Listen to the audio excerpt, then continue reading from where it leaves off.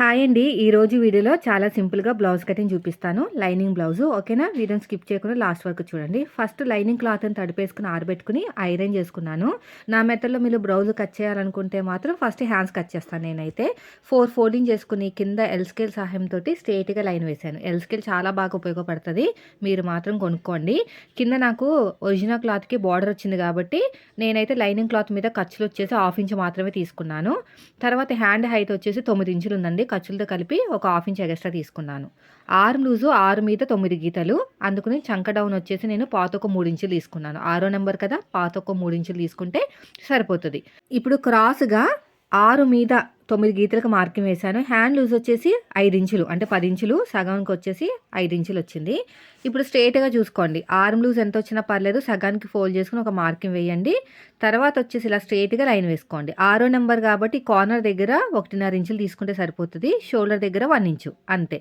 Curve scale తోటి నీట్‌గా curve అనేది తిప్పేసుకోండి ఇలాగా. మళ్ళీ ఉల్టా తిప్పేసుకొని ఇంకొక మార్కింగ్ అయితే చేసేసేయండి. ఇక్కడ కింద నుంచి ఒక 1/2 ఇంచ్ లోతు తీయండి. ఆర్మ్ లూజ్ తగ్గించి మన వైపుకి 1 ఇంచు అంతే.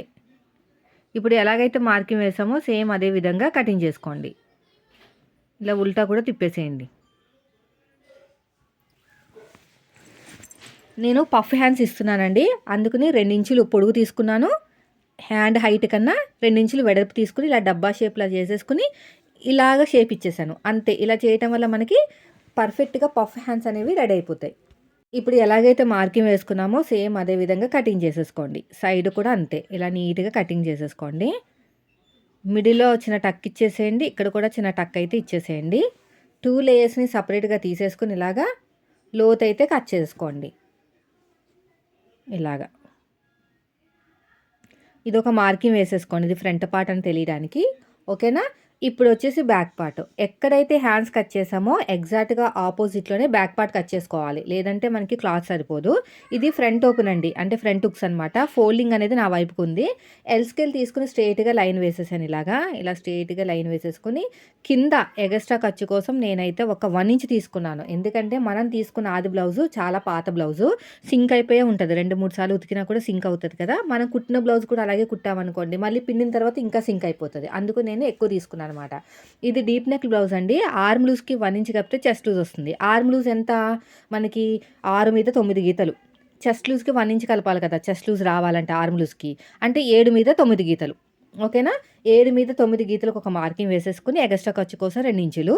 తర్వాత బ్లౌజ్ హైటు కింద ఖర్చులు వదిలేసాను, పైన ఒక 1/2 ఇంచ్ ఖర్చుతో కలిపి మార్కింగ్ వేసుకున్నాను. బ్యాక్ పార్ట్ నుంచి తీసుకోవాలి. బ్లౌజ్ హైటు డాట్కి తిన్నగా పట్టుకుంటే వచ్చేస్తుంది అనమాట.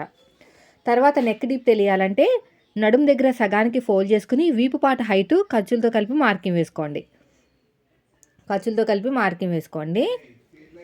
ఆటోమేటిక్గా నెక్ డీప్ అనేది వస్తుంది. కింద ఎంతైతే మనము 7 మీద 9 గీతలకు మార్కింగ్ వేసుకున్నామో అంతే చెస్ట్ మార్కింగ్ పైన కూడా వేసుకోవాలి. ఎగస్ట్రా ఖర్చు కోసం 2 ఇంచులు అయితే తీసుకోవాలి.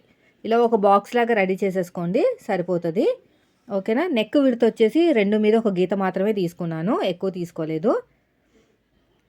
మళ్ళీ షోల్డర్ వచ్చేసి ఫుల్ షోల్డర్ వచ్చేసి 5 ఇంచులండి ఓకేనా. నెక్ కోసము నేను 2 మీద 1 గీత తీసుకుని మిగతా అంతా చిన్న షోల్డర్ కింద వదిలేసాను. నెక్ డీప్ దగ్గర మాత్రం 3 ఇంచులు తీసుకున్నాను. వీళ్ళకి ఎక్కువ కావాలంట అందుకుని, అంటే నెక్ రౌండ్ అనేది ఎక్కువ కావాలంట అందుకుని ఓకేనా. ఇలా నీట్గా రౌండ్ తీసుకోవాలి. చిన్న షోల్డర్ కూడా ఒకసారి చెక్ చేసుకుంటున్నాను మనం తీసుకున్న ఆది బ్లౌజ్లా ఉందా లేదా అనేది. ఇది బ్లౌజ్ వచ్చేసి మనకి 7 మీద 9 గీతలు అంటే 8 అనుకోండి. 32 సైజు కదా, 32 సైజు వస్తే ఫుల్ షోల్డర్ 5 ఇంచులు, చంక డౌన్ 5.5 అలా వస్తుంది. అదేవిధంగా నెక్ వచ్చేసి 2 మీద 1 గీత మాత్రమే తీసుకోవాలి ఓకేనా. 2 ఇంచులు తీసుకున్నా కూడా తప్పలేదు ఓకేనా. నేను వచ్చేసి చంక డౌన్ 5.5 తీసుకున్నానండి. 5.5 తీసుకుని ఎల్ షేప్లో ఇచ్చేసాను. ఇలాగా ఎల్ షేప్లో ఇచ్చిన తర్వాత ఇలా క్రాస్గా 1.5కి మాత్రమే మార్కింగ్ వేసుకోవాలి, అంతకంటే ఎక్కువ తీసుకోకూడదు. కర్వ్ స్కేల్ తోటి నీట్గా కర్వ్ అనేది తిప్పేసుకోండి. ఇలా కర్వ్ స్కేల్ తోటి నీట్గా కర్వ్ అనేది తిప్పేసుకుని షోల్డర్ దగ్గర కావాల్సినంత ఖర్చు వదిలేయండి. మనం తీసుకున్న షోల్డర్ ఎంతైతే ఖర్చు పెట్టుకుంటామో అంత వదిలేసుకుని షోల్డర్ ఖర్చు వదిలేసుకుని గీత కింద నుంచి కొలుచుకోవాలి. ఇలా గీత కింద నుంచి కొలుచుకుంటే మనకి ఆర్మ్ రౌండ్ అనేది ఈజీగా తెలిసిపోతుంది గీత కింద నుంచి. సో నాకు గీత కింద నుంచి చూసుకుంటే నాకు వచ్చేసి 6 మీద 9 గీతలొచ్చింది. కరెక్ట్‌గా మ్యాచ్ అయిపోయింది. నడుము లూజు 28 ఇంచులు, నాలుగో భాగం 7 ఇంచులు, డాట్ కోసం 1 ఇంచు కలిపితే 8 ఇంచులు. 8 ఇంచులకి మార్కింగ్ వేసుకొని సగానికి ఫోల్డ్ చేసుకొని అటు ఒక హాఫ్ ఇంచు, ఇటు ఒక హాఫ్ ఇంచు. హైట్ వచ్చేసి 3.5 ఇంచులు మాత్రమే తీసుకున్నాను. బ్లౌజ్ హైట్ ఎక్కువ లేదు. డాట్ విడ్త్ ఎప్పుడు కూడా అటు ఒక హాఫ్ ఇంచు, ఇటు ఒక హాఫ్ ఇంచు ఉండాలి. ఓకేనా? లేదంటే మళ్ళీ మీకు సరిగ్గా వెనకాల పట్టినట్టు ఉండదనమాట. ఇప్పుడు ఎలాగైతే మార్కింగ్ వేసామో సేమ్ అదే విధంగా కటింగ్ అయితే చేసేసుకోండి. ఓకేనా? నీట్‌గా కటింగ్ చేసుకుంటూ వెళ్ళిపోవాలి. ఇలాగా. ఇక టక్స్ ఇచ్చేసుకోండి. ఈజీగా ఉంటది కుట్టేటప్పుడు. లేదంటే మళ్ళీ అప్పుడు వెతుక్కోవాలనమాట మార్కింగ్ ఎక్కడుందా అని. ఎక్కువ ఇవ్వకండి టక్ అనేది. తర్వాత వచ్చేసి నాకు ఫ్రంట్ పార్ట్ అండి. ఈ ఫ్రంట్ పార్ట్ కోసం అంటే ఫ్రంట్ ఓపెన్ కాబట్టి కోరస్ నా వైపుకు ఉండాలి. ఫోల్డింగ్ అనేది ఆపోజిట్లో ఉండాలి. ఇలా క్రాస్‌గా పెట్టేసుకోండి. క్రాస్‌గా పెట్టేసుకుని చూడండి ఇలాగ లైన్ వేసేసేయండి. ఇలా నీట్‌గా లైన్ వేసేసుకోండి. లైన్ వేసేసుకుని ఇలా స్ట్రెయిట్‌గా ఇటు సైడ్ కూడా అంతే ఇలాగా. ఇలా నీట్‌గా మార్కింగ్ వేసేసుకోండి. సైడ్‌కి ఒక హాఫ్ ఇంచ్ ఎక్కువ తీసుకోండి సరిపోతది. ఇక్కడ 3 చోట్ల మార్కింగ్ వేసుకుంటే లోతు తీసేటప్పుడు ఈజీగా ఉంటదనమాట. అంటే కరెక్ట్‌గా ఎక్కడ లోతు తీయాలో అక్కడ తీస్తాము. ఇక్కడ ఒక హాఫ్ ఇంచ్ లోతు తీసేసుకొని షేప్ అయితే తిప్పేసుకోండి ఇలాగా. ఓకేనా? షోల్డర్ దగ్గర కావాల్సినంత ఖర్చు వదిలేయండి. ఫ్రంట్ పార్ట్ హైటు మనం తీసుకున్న ఆది బ్లౌజ్ ఉంటుంది కదా, ఉల్టా తిప్పేసుకుని ఫ్రంట్ పార్ట్ నుంచి అయినా పర్లేదు, అంటే రైట్ సైడ్ నుంచి అయినా పర్లేదు, లెఫ్ట్ సైడ్ నుంచి అయినా పర్లేదు. షోల్డర్ కుట్టు దగ్గర నుంచి ఇలా చూసుకుని కింద ఖర్చులతో కలిపి చెక్ చేసుకోండి. నాకు 12 మీద ఒక గీత వచ్చింది అంతే. ఎందుకంటే కింద ఖర్చులతో కలిపి అంటున్నాను, కింద షేప్ బెల్ట్ జాయిన్ చేయాలి అందుకుని. మార్కింగ్ వేసుకునేటప్పుడు పైన కూడా షోల్డర్ దగ్గర ఖర్చు వదిలేసుకుని మార్కింగ్ వేసుకోండి. 12 మీద ఒక గీతకి ఖచ్చితంగా ఎంతైతే వస్తే అంతే తీసుకోవాలండి. లేదంటే ఎక్కువ వచ్చిందంటే జారిపోతుంది ఫ్రంట్ పార్ట్, తక్కువ వచ్చిందనుకోండి పైకి కుట్టు అనేది కిందకు వస్తుంది, లేదంటే చెస్ట్ అనేది కనిపించేస్తుంది అనమాట షేప్ బెల్ట్ పైకి వెళ్ళిపోయి. ఇప్పుడు నెక్ వచ్చేసి 6 ఇంచులండి. నేను ఒక 2 గీతలు ఎక్కువే తీసుకుంటాను. 6 మీద 2 గీతలు. అయితే మెయిన్ డాట్ వచ్చేసి మన వైపు నుంచి 2.5, డాట్‌కి మధ్యన గ్యాప్ 1 ఇంచు. ఇది అయిపోయిన తర్వాత నెక్ దగ్గర నుంచి కింద నుంచి రెండో హుక్స్‌కి మార్కింగ్ వేసుకోండి. నెక్ దగ్గర ఒక హాఫ్ ఇంచ్ వదిలేసుకొని ఈ రెండిట్లకి మధ్యలో ఒక మార్కింగ్ వేసుకుంటే మనకి షేప్ అనేది కరెక్ట్‌గా వచ్చేస్తదనమాట. మెయిన్ డాట్ హైట్ కూడా ఖర్చులతో కలిపి మార్కింగ్ వేసుకోండి. ఇక్కడ మెయిన్ డాట్ షేప్ అయితే వచ్చేస్తది. ఇప్పుడు బ్యాక్ పార్ట్‌కి, ఫ్రంట్ పార్ట్‌కి చాలా డిఫరెన్స్ ఉందండి. చూడండి ఎంత డిఫరెన్స్ ఉందో. మనకి ఇలా క్రాస్‌గా వస్తదనమాట షేప్ బెల్ట్ అనేది. ఎందుకు అలా షేప్ బెల్ట్ క్రాస్‌గా వస్తదంటే వీళ్ళకి షేప్ బెల్ట్ సన్నగానే కావాలి. బ్యాక్ పార్ట్ ఆధారంగా ఫ్రంట్ పార్ట్ కట్ చేసామనుకోండి సైడ్ జాయింటు, షేప్ బెల్ట్ 3 ఇంచులు వచ్చేస్తది. సైడ్ జాయింట్ వైపు. వాళ్ళకి అలా ఇష్టం ఉండదంట. సన్నగానే ఉండాలి. అందుకనే మనం అలా క్రాస్‌గా కట్ చేసుకోవాలనమాట. అప్పుడే ఫిట్టింగ్ అనేది పర్ఫెక్ట్‌గా వస్తది. చాలా అంటే చాలా బ్లౌజులు కుట్టించుకున్నారు మన దగ్గర. ఇంకెక్కడ సెట్ కావంట. వాళ్ళకి నచ్చినట్టు కుట్టారంట. ఎందుకలా అంటున్నారంటే చూడండి సైడ్‌కి అలాగా మీరు షేప్ బెల్ట్ సన్నగా వచ్చేలా చేస్తే ఖచ్చితంగా వాళ్ళకి నచ్చుతది. వాళ్ళకి నచ్చినట్టే కుట్టాలి ఎప్పుడైనా సరే. ఓకేనా? ఇలా నీట్‌గా మార్కింగ్ వేసేసుకోండి. వేసుకున్న తర్వాత చిన్న టక్ ఇచ్చేసేయండి. టక్ ఇచ్చేసుకుని అడుగు భాగంలో కూడా ఒక మార్కింగ్ వేసుకోండి. ఇప్పుడొచ్చేసి మనం బ్యాక్ పార్ట్ మీద ఫ్రంట్ పార్ట్ పెట్టేసుకుని ఎంతొచ్చిందో చెక్ చేసేద్దాం. ఓకేనా? ఇలా పెట్టేసుకుని ఎంతొచ్చిందో చెక్ చేసేద్దాం. నాకైతే 2.5 ఇంచులొచ్చిందండి. నాకు 2.5 ఇంచులొచ్చింది సైడ్ జాయింట్ వైపుకి. 2.5 ఇంచులు. ఇలాగా.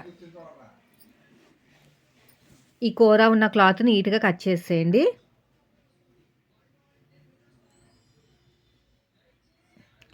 పొడుగొచ్చేసి 10 ఇంచులు తీసుకున్నాను.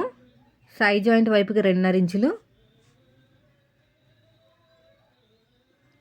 ఇది మెయిన్ డాట్ మనకి ఉక్సు పట్టి, కాజా పట్టి వైపుకి హైట్ ఎంతుందో తెలియాలంటే ఆది బ్లౌజ్‌లో ఒక హాఫ్ ఇంచు టేప్‌ని పైకి వదిలేసి చెక్ చేసుకుంటే నాకు 3.5 వచ్చింది.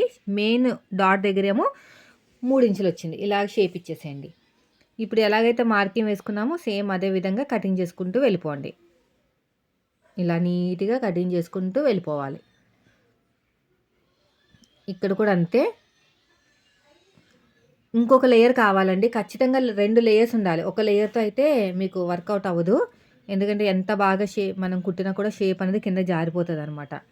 ఇలా నీట్‌గా కటింగ్ చేసుకుంటూ వెళ్ళిపోండి. ఇలా మొత్తం కూడా అంతే. అయిపోయింది. ఇప్పుడొచ్చేసి ఒరిజినల్ క్లాత్ మీద పెట్టుకొని కట్ చేసేసుకుందాం. ఓకేనా? ఇలా సగానికి ఫోల్డ్ చేసేసేయండి ఇలాగా. మొత్తం కూడా 4 లేయర్స్ చేయండి. ఓకేనా? 4 లేయర్స్ చేసేసుకొని 4 ఫోల్డింగ్ చేసేసుకొని కట్ చేసేసుకోండి. ఆ తర్వాత వచ్చేసి ఇలాగా పెట్టేసుకొని ఫోల్డింగ్ వైపుకి బ్యాక్ పార్టు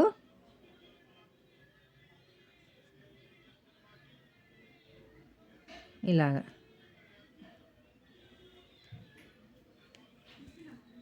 ఇలా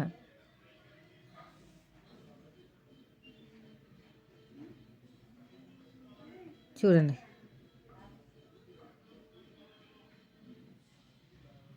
నీట్‌గా కట్ చేసుకుంటూ వెళ్ళిపోవాలి.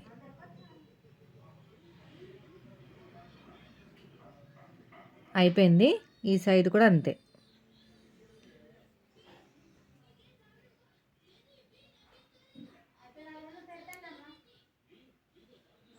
ఇలా ఎగస్ట్రా ఉన్న క్లాత్ నీట్‌గా కట్ చేసేయండి. ఓకేనా? ఇలాగా.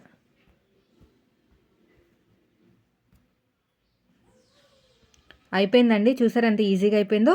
దీన్ని గమ్ పెట్టి జాయిన్ చేసుకొని కుట్టేసామంటే పర్ఫెక్ట్‌గా ఫిట్టింగ్ వస్తుంది. వీడియో నచ్చితే లైక్ చేయండి. Thank you for watching.